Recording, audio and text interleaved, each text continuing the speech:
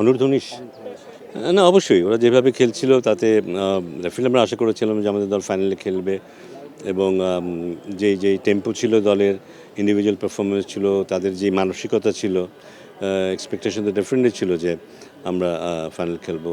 But this is one of those days যেখানে আমরা নিজেরাও বুঝতে পারছি কিন্তু এই দলটা আসলে এরকম পারফর্ম করার মতো দল নয়।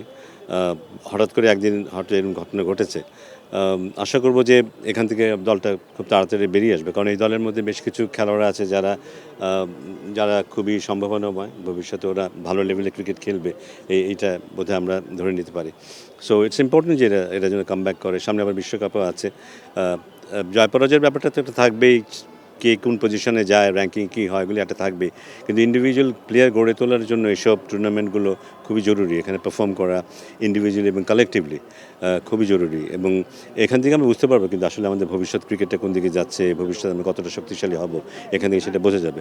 সো একটা ম্যাচ আমরা খারাপ খেলেছি, কোনো সন্দেহ নেই, বাট আমি নিশ্চিত যে এই দল আবার ফিরে আসবে।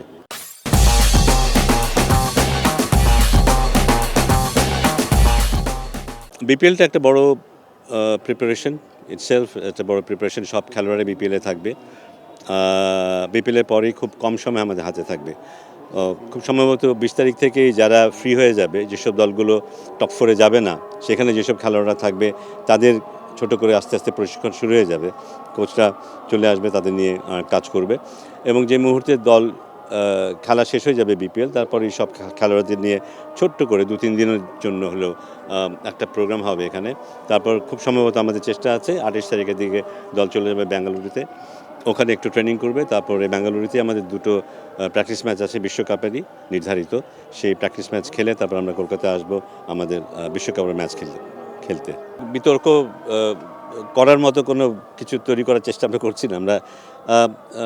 আমার মনে হয় যে এখন দল যেভাবে আছে খুব ভালো এক চমৎকার একটা ড্রেসিং রুম এনভায়রনমেন্ট আছে, আমি যতটুকু দেখেছি সেটা একটা শক্তির জায়গা আমাদের জন্য, এবং সবাই খুবই মোটিভেটেড হয়ে আছে, সবাই চেষ্টা করছে ইন্ডিভিজুয়ালি যে যতটুকু পারে এবং কন্ট্রিবিউট করার জন্য, এবং আশা করছি যে আস্তে আস্তে ধীরে ধীরে আমরা একটা পিক ফর্ম নিয়েই বিশ্বকাপে খেলতে যাব।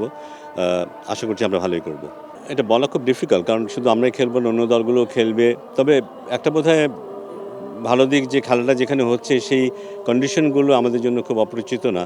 আমরা ওখানে খেলেছি সবসময় তা না হলেও আমরা মোটামুটি অনুমান করতে পারি কী ধরনের কন্ডিশনে খেলা হবে। তো সেটা আমাদের জন্য কিছুটা ইতিবাচক। আশা করছি যে প্রথম টার্গেট হবে পরবর্তী রাউন্ডে যাওয়াটা, সেটা আমরা যেতে পারবো, সে ব্যাপারে আমি খুবই আশাবাদী, এবং গ্র্যাজুয়ালি টুর্নামেন্টে আমরা কীভাবে নিজেদের অ্যাডজাস্ট করি, আমাদের মানসিকতা কেমন থাকে, এটার উপর অনেকটা নির্ভর করবে। আমাদের এখন দলে বেশ কিছু খেলোয়াড় আছে যারা ম্যাচ জেতাতে পারে, স্কিলফুল খেলোয়াড়ের সংখ্যা এখন অনেক অনেক অনেক বেড়েছে, এবং সেটা একটা আশার কথা। যদি ওরা ঠিক ফর্মে থাকে, মোমেন্টামটা ধরতে পারে, শুরুটা ভালো করতে পারে, আমার মনে হয় আমরা যথেষ্ট আশাবাদী হতে পারি। আমরা দেখেছি সাইফ হাসান আসার পরে যথেষ্ট উন্নতি হয়েছে, কনসিস্টেন্সি এসেছে। ইমনকেও নিয়েও কিছু কাজ হয়েছে, রিসেন্টলি কিছু কাজ করেছে কোচরা, ইমাম, তামিম এদেরকে নিয়ে। সো টপ অর্ডারে কিছুটা আগের তুলনায় আরও ভালো কনসিস্টেন্সি যেটা বলবো, সবাই কিন্তু ভালো খেলে, কিন্তু কারণ আমরা ইমনকেও দেখেছি সেঞ্চুরি করতে, গুরুত্বপূর্ণ ইনিংসগুলো খেলতে, তামিমকেও দেখেছি, সাইফ তো অবশ্যই খেলেছে, কিন্তু কথা হচ্ছে কনসিস্টেন্সি নিয়ে। সেই জায়গাটাতে আমাদেরকে দেখাতে হবে যে আমরা কনসিস্টেন্ট, এবং সেটা নিয়েও কাজ হচ্ছে। আমরা কন্টিনিউয়াসলি কিন্তু মনিটরিংয়ের মধ্যে রাখবো আমাদের প্লেয়ারদের দিকে, যারা সম্ভাব্য খেলোয়াড় যারা আছে বিশ্বকাপে যারা খেলবে, তাদের দিকে আমাদের নজর থাকবে। আমাদের ফিজিও বা আমাদের ট্রেনার, এরা যারা আছে, আমাদের অ্যানালিস্ট, এদের কন্টিনিউয়াস সাপোর্ট থাকবে ওদের জন্য। আমার মনে হয় যে এরকম কোনো কেস হলে আমরা দলের সাথে যোগাযোগ করবো, দলের সাথে আলোচনা করবো, কারণ আলটিমেটলি বিশ্বকাপে ভালো পারফর্ম করাটা খুব জরুরি, এবং সেই ক্ষেত্রে খেলোয়াড়দের বেস্ট ফর্মে থাকা হেলথ ওয়াইজ, পারফরমেন্স ওয়াইজ খুব জরুরি, এবং আমি বিশ্বাস করি দলগুলো আমাদেরকে সেভাবে সাপোর্ট দেবে।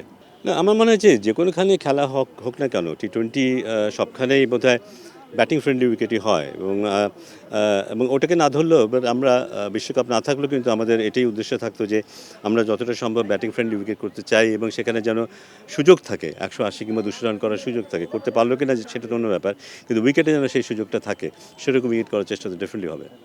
For more updates, subscribe to our YouTube channel and click on the bell icon. Follow us on Facebook and Instagram. Download T Sports app to enjoy exciting games and highlights. Visit tsports.com.